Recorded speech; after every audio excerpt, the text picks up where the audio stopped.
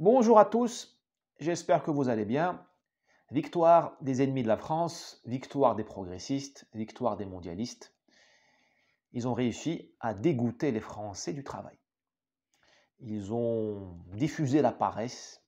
On dirait qu'ils ont injecté du sédatif, une substance qui enlève aux gens le sens du travail, l'éthique du travail. Une des grandes qualité du peuple français et des peuples occidentaux, c'était l'éthique du travail, l'amour du travail. Même s'il est pénible, c'était que le travail était une élévation, une dignité. C'était un grand progrès. Là, on a une grande désaffiliation des gens par rapport au travail. Vous avez un refus de travailler, une préférence pour la pénurie, pour la sobriété, c'est-à-dire je gagne moins, je vis au chômage, je suis au chômage, et je préfère ça à travailler, à me retrousser les manches. Et ce n'est pas un phénomène immigré ou de souche, c'est, me semble-t-il, assez généralisé. J'ai un copain qui gère un hôtel dans le 17e arrondissement, petit hôtel, il me dit, je ne trouve pas de réceptionniste. Il m'a supplié de trouver des réceptionnistes. Pour les JO de 2024, une des principales angoisses pas de Madame Hidalgo est au-dessus de tout ça, mais du comité organisateur, c'est la pénurie de vigiles. On ne trouvera pas de vigile, on n'a pas de vigile. Ils pensent déjà appeler l'armée française pour assurer la sécurité voilà, des installations. Bon, d'où ça vient, ça mérite des études approfondies, hein. Je pense que nous faisons tous, je fais encore beaucoup d'habits, une overdose au DRH. Alors je ne mets pas tous les DRH dans le même sac, mais nous faisons très certainement une overdose au discours creux du management transmis par les DRH. C'est-à-dire qu'on a tellement gavé les gens de mensonges, de mystifications, on n'a pas tenu parole, les gens étaient tellement déçus, on leur a dit, on va vous promouvoir, travailler, vous allez avoir ci, vous allez avoir ça, et ils ont vu que l'essentiel de la valeur ajoutée allait aux actionnaires, pas aux travailleurs. Il n'y a pas eu de respect. Ce qu'on fait aux seniors aujourd'hui, c'est juste, c'est scandaleux. On a dit aux gens, on est inclusif, mais on voit que les femmes ont du mal, les femmes enceintes ont du mal par rapport aux hommes. On dit aux gens, on est inclusif, on est diversitaire, mais on voit que dès que tu sors de la ligne droite, comme on dit en islam, as-sirat al-mustaqim, dès que tu sors de la doxa en entreprise, tu te fais dégommer. Les entreprises sont devenues des lieux de politique. Les entreprises du CAC 40, en partie, pas toutes, sont devenues des agoras politiques, hein. C'est la diversité, enfin, c'est des espaces de gauche. Les gens, ils sont gavés de ça. Puis il y a l'inflation qui est arrivée, donc à la limite, plus tu travailles, enfin, tu as beau travailler, ça, t'es pas à l'aise, parce que je paye des cafés crème, je suis un addict au café, plus de 3 euros, mais c'est de la folie furieuse. J'ai payé un risotto dans une gargote du nord de Paris, hein, pas dans les beaux quartiers, à 20 euros le risotto. Enfin, le riz, c'est quand même pas un bien de luxe. Voilà. Donc, j'essaie d'interpréter. Vous avez une lente désaffection du travail, puis vous avez dans l'école, l'école qui est le deuxième berceau de l'être humain, après l'utérus de sa mère et la famille, où on a désappris aux gens l'effort. On a dit aux gens, on te donne les notes, on te donne le bac, tu en sais plus que ton professeur. Ben, le type, quand il a 18 ans, il dit j'en sais plus que mon patron. Et je ne veux pas recevoir d'ordre. Et je ne vais pas faire d'effort, parce que l'effort, c'est pas bien. Je sais tout. Voilà. Donc vous avez des gens on a fabriqué des individus faibles, qui s'attendent à évoluer dans un safe space, dans un cocon, dans un utérus. Après celui de leur mère, on les a mis dans un utérus, où ils sont les rois du monde. Sauf que la vie en entreprise, elle est dure, parce que la vie n'est pas juste. Et la vie d'entreprise est très dure, même dans les coworking, même dans les multinationales où les gens ne se coupent pas les doigts dans des machines-outils ou à scier des branches ou des plaques d'aluminium ou je ne sais quoi. La vie est dure parce que là où il y a la rencontre entre des hommes et des femmes, vous avez des conflits, vous avez de la jalousie, vous avez des intrigues, vous avez de l'injustice. Donc la vie n'est pas un safe space. Et nous avons des gens qui, me semble-t-il, se refusent à jouer ce jeu-là. C'est noble dans un sens. Ce serait noble s'il faisait une contre-société. Si demain on me disait, on part dans le Larzac ou en Amazonie ou je ne sais où, dans les Alpes, dans le Vercors, et on refait une société où le travail a un autre sens, là je dis oui. Là j'ai l'impression qu'on a juste déprimé les gens. Et on les a gâtés et déprimés en même temps. D'ailleurs, l'anglais est riche dans ce sens. Il y a le terme spoil. To spoil, c'est gâter quelqu'un. D'ailleurs, c'est comme en français gâter, hein. Il y a gâter de faire plaisir tout le temps, mais de gâter aussi de pourrir. On a corrompu la population. Je le dis, hein, je suis vendeur de tapis aussi à mes heures perdues. Je le dis dans ce livre. Français, ouvrez les yeux. Je dis qu'il y a une corruption du peuple français par cette espèce d'État-providence devenu une espèce de trafiquant de drogue. Trafiquant de drogue, d'allocation, donc tu ne travailles pas, tu restes à la maison, de promesses. Hein, je vais te donner un chèque, chèque vacances, chèque je ne sais pas quoi, chèque diesel, chèque je ne sais pas quoi.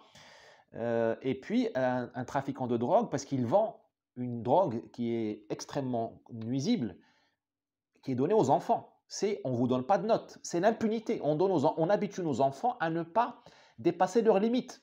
Parce que qu'est-ce que c'est qu'une mauvaise note? C'est une limite qu'on te pose et on te dit, c'est un défi qu'on te jette. On te dit, on te dit, voilà, tu as eu 7 sur 20, bah, tu peux avoir 15 sur 20. C'est à toi de te transformer, d'apprendre.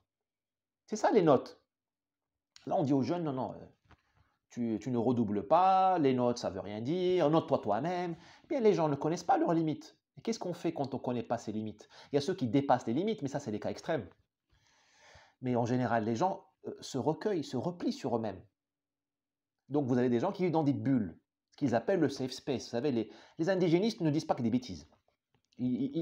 En général, ils saisissent les choses. Malheureusement, ils entourent ça d'une choucroute. Hein. Il y a la saucisse et puis autour, il y a tous les légumes et tout ça, de bêtises raciales. Ils sont des racistes. Et les wokistes indigénistes, ce qui fait qu'ils ratent le coche. Mais ils ont raison. Nous avons des individus faibles, parce qu'on n'aura pas donné on les a pas confrontés à leurs limites. Résultat, ils se compriment dans une caverne de Platon, vous savez. Alors que l'univers est vaste. Je pense que cette génération-là, elle aurait été incapable, je mesure, attention, je vais dire des choses un peu radicales. Enfin maintenant, quand tu dis la vérité, tu es radical. Hein. Vaut mieux cracher dans la soupe. Là, on te dit tu es modéré, tu es mainstream. Mais quand tu dis une vérité, tu es radical. Attention, tu es extrémiste. Bon, peu importe, j'assume. Donc, cette génération-là, elle aurait été incapable de découvrir les Amériques.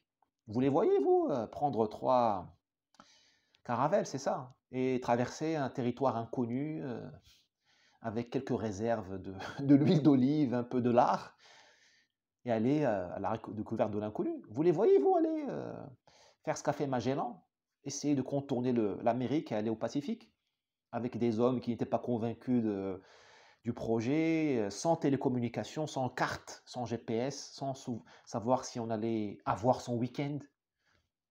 Vous vous rendez compte? Sans carte vitale.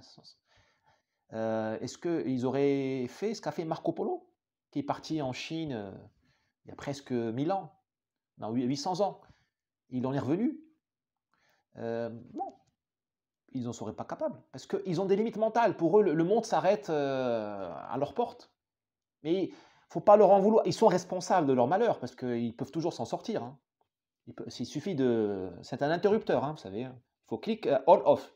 Là, ils sont dans off, ça dépend que d'eux d'appuyer sur on. Hein. Ce n'est pas l'Église catholique, ce n'est pas France Télévisions, ce n'est pas France Inter, ce n'est pas Gabriel Attal qui va leur dire vous êtes un peuple d'élite en puissance, un peuple d'élite qui s'est égaré, vous reprenez votre pouvoir. Il ne va pas le dire, hein. Sinon Gabriel Attal ou Macron ne restent pas à l'Élysée. Vous aurez des vraies élites à la place. Je ne leur en veux pas, moi j'aime beaucoup Gabriel Attal et Macron, dans un sens, je les admire. Quel succès quand même. Et ce sont les hommes de la situation, comme Madame Borne. Ils sont arrivés au bon moment. Ils sont arrivés au moment où le peuple se repliait sur lui-même, où le peuple abdiquait de son pouvoir. Vous avez vu l'abdication, c'est je ne veux pas travailler, je ne veux pas faire de gosses. Je laisse les immigrés faire les gosses à ma place. C'est un problème de puissance. Il y a un manque de désir. C'est même de l'ordre de la libido. Hein. L'appétit, bon sang. Je vais conclure sur cette anecdote. Je ne sais pas si elle est vraie. Mais il y avait un roi au Maroc, je crois que c'est le roi Moulay Ismaël, mais il faut vérifier. Hein. On est au Moulay Ismaël, j'ai un trou de mémoire là, on est 17e. 17, non, oui, il est mort au 17e, 18e. Je crois qu'il est mort en 1727 ou un truc comme ça, à vérifier. Et il avait une centaine d'enfants et il avait deux prétendants au trône. Il y avait deux candidats qu'il s'est préférés, il voulait les. Et paraît-il, hein, il a choisi en les observant en train de manger. Et celui qui avait le plus d'appétit, celui qui bouffait le beefsteak, celui qui arrachait le beefsteak, celui-là, il a été le prince héritier. À vérifier, peu importe si c'est véridique, ce qui importe, c'est le symbole. Nous avons un problème d'appétit. D'ailleurs, nous ne mangeons plus de viande. On mange plus de viande, on mange plus de gluten, plus de viande. Hein. Maintenant, on veut plus de voitures. On veut des trottinettes, des vélos. On est fou. On est fou. Il faut vouloir la trottinette et le vélo et l'avion. C'est ça. Vous croyez que Elon Musk, il fait dans la sobriété? Vous croyez que Elon Musk, de là où il est venu, de l'Afrique du Sud, il a dit, moi, je ne veux pas de voiture, je ne veux rien. Il a dit, non, je veux la voiture, le vélo et la fusée. Et il a eu tout. Il a des fusées, ce type. C'est ça, vous croyez que Bill Gates, il était dans la sobriété énergétique? Non, je ne veux pas, je veux que mon empreinte, non, mon empreinte carbone soit minimale. Non, l'empreinte carbone de Bill Gates, c'est des gigantesques. Les data serveurs de Microsoft, mais ils polluent plus que vous et moi durant 10 000 ans. Sauf que ce que dit Bill Gates, c'est que votre empreinte à vous, elle va être minuscule, parce que vous êtes des esclaves, en puissance. Mais pas la sienne, pas celle de ses amis. Enfin, quand même. Quand même. Et donc, on est vraiment dans une révolution. C'est ce que je dis dans ce livre. On est dans la 3e révolution française. On ne fabrique plus de français. Parce que le français, c'est un peuple de travailleurs. On vient d'une matrice paysanne, et c'est un peuple qui touche la matière. D'ailleurs, la révolution numérique peut nous faire beaucoup de mal, à nous, aux Italiens. Parce que nous sommes des peuples de la matière. Les Italiens, c'est le peuple de l'artisanat, au sens noble du terme. Hein. C'est Gucci, Versace, tout ça. Je ne vais pas vous la faire, vous connaissez les Italiens. Leur génie, c'est un peuple qui transforme la matière. C'est pour ça que l'Italie ne sera jamais en crise, en tout cas l'Italie du Nord. Vous leur mettez l'Italie du Nord, l'Italie tout court, mais c'est grâce à l'Italie du Nord, a un excédent commercial avec la Chine, à vérifier. Vous vous rendez compte? Ils mettent 10-0 à la Chine, malgré le dumping social chinois, hein, malgré la contrefaçon, l'Italie. Donc, la France aussi, c'est un peuple de la matière, c'est un peuple agricole, enfin paysan. La France a été façonnée par l'Église, le roi et la féodalité. Mais l'utérus de la France, c'est pas Paris. Depuis qu'on est à Paris, on décline. L'utérus de la France, c'est 36 000 paroisses, qui sont aujourd'hui les 36 000 communes. C'est-à-dire les 36 000 collégiales, les abbayes, les couvents, les paroisses, tout ça. Enfin, c'est ça la matrice de la France. On descend de ça. Et c'est du travail de la terre, le travail de la matière, les fonderies. C'est pas un peuple d'intello dans un sens, c'est un peuple qui est dans un rapport charnel à sa mère patrie. Parce que la France, elle est pas évidente techniquement. On dit les frontières naturelles, on dit les Pyrénées, le Rhin, tout ça, mais ça, c'est des constructions mentales. Le pays aurait pu être divisé en 4, en 5, en 6. D'ailleurs, nous avons vécu avec la Bourgogne d'un côté, les Aquitains de l'autre, les Normands, les Anglais, la Guyenne. Enfin bon, vous connaissez l'histoire de France mieux que moi. La France, c'est une construction humaine, c'est une décision humaine, mais qui a un côté charnel, elle est incarnée. Et là, avec le numérique, c'est peut-être aussi un peu nos malheurs, mais ce n'est pas le principal malheur, la principale source de malheur. On est dématérialisé. Donc on ne touche pas à la France. Vous avez des immigrés qui arrivent, on les met tout de suite sur Uber Eats et sur Tinder, ils ne touchent pas à la France. Et vous avez des Français de souche qui naissent et on forme des barbares. Comme disait Hannah Arendt, hein, toute génération qui arrive est composée de barbares, il faut l'éduquer. On fait des barbares dans un sens, barbares dans le sens d'étrangers, parce qu'ils vont tout de suite sur Tinder, Uber Eats, ils s'américanisent. Après, on dit pourquoi les Français s'appellent Jordan. Me dit-on, le président d'un parti de droite s'appelle Jordan. Ouais, c'est bon courage pour les patriotes. Hein. Demain, il s'appellera Oussama. Peut-être que le président d'un parti de droite s'appellera Oussama. Bon courage bon courage pour la survie de la France, la continuité historique de la France. Vous voyez ce que je veux dire? Mais c'est normal. Parce que le monde numérique est un monde profondément anti-matériel. C'est une mauvaise nouvelle pour la France, pour l'Italie. Tous les peuples comme ça qui touchent la matière. Je ne suis pas expert d'autres peuples, mais je pense que ça vous fera beaucoup de mal. Après, il ne faut pas non plus, je ne demande pas, je ne suis pas un militant de gauche, ni un écolo. Je ne demande pas, je ne suis pas un progressiste, hein, j'ai quand même des valeurs. Je ne demande pas à brûler les téléphones portables, hein. Eux, ils brûlent nos livres. Ils nous ont mis à l'index, hein, ces livres-là, vous voyez autour de moi, Suisse sur la colonisation, là derrière, nous sommes mis à l'index, hein. S'ils pouvaient faire un bûcher, ils le feraient. Mais je ne vous parle pas de ça. Moi, je vous parle il ne faut pas être technophobe, mais il faut savoir à quoi on a affaire. Voilà. Donc, victoire, hein, des progressistes, des mondialistes, qui sont aussi les sultans, les princes de la révolution numérique, hein. C'est passé depuis From California to the world, hein. Et maintenant, il ne faut pas perdre espoir. Le moment de la vérité arrive, hein, ce n'est pas tenable. On ne peut pas continuer à payer les gens à rester à la maison, d'autant plus que l'argent vient de l'Allemagne, hein. On est financé par la BCE, par les marchés. Donc à un moment donné, il faudra payer. Donc je ne suis pas inquiet. Il y aura un grand cataclysme qui va nous réveiller. Le réveil français va arriver. Sera-t-il doux ou pas? Ça ne dépend pas de moi. Mais ce que je veux dire, c'est que fragilité du peuple. En une génération, on a changé les mentalités de ce peuple. C'est incroyable. C'est incroyable. En une génération, sans tirer une balle, enfin on verra, il y a eu quand même des attentats, mais ça c'est un autre sujet. Juste par la corruption des mœurs. Et ça nous rappelle les écrits catholiques, on va dire, quand ils nous disaient le diable, attention le diable, le diable, le diable, nous on disait oui, les cathos, fanatiques, pensées magiques, oui, ils avaient raison. La tentation du diable, elle est là. On a dissous la valeur du travail, la famille, on ne fait plus de français. Et ça me rappelle une sourate du Coran, la sourate 102 de Al-Baqarah. Alors je vais faire mon imam, hein, je vais faire mon imam, mais parce que je trouve que c'est utile pour conclure et dans ce moment du propos. Je vais le dire en arabe, après en français.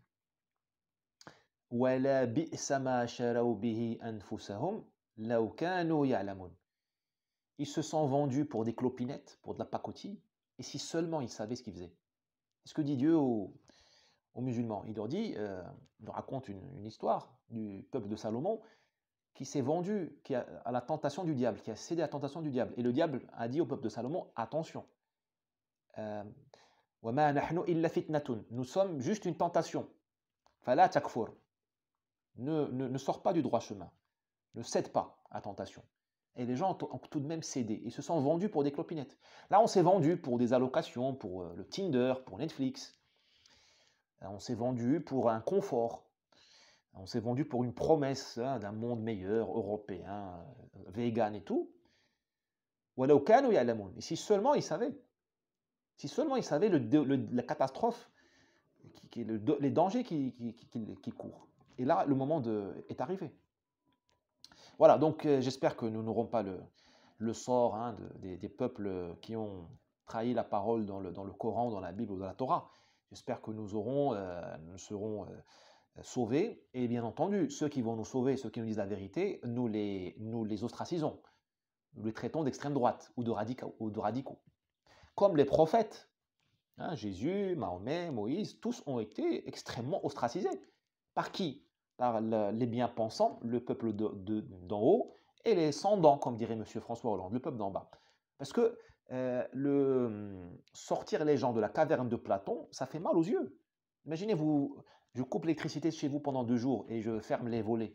Ben, le jour où vous ouvrez la porte pour voir la lumière de midi, ben, vous allez souffrir. Et vous allez m'insulter éventuellement. Voilà. C'est ce qui arrive à tous les lanceurs d'alerte. D'ailleurs, notre époque n'a plus de lanceurs d'alerte, hein. Nous avons des influenceurs, nous avons des rappeurs, nous avons Kim Kardashian, hommage à Kim Kardashian et à Jennifer Lopez. Je ne veux pas faire de jalousie, hein, chez mes muses, mais nous n'avons pas de lanceurs d'alerte, hein. Assange, il est en tôle ou je ne sais pas où, et dès qu'un type lance une alerte, on lui dit « tu es conspirationniste ». Allez, il faut bien conclure, je vous dis au revoir, à bientôt.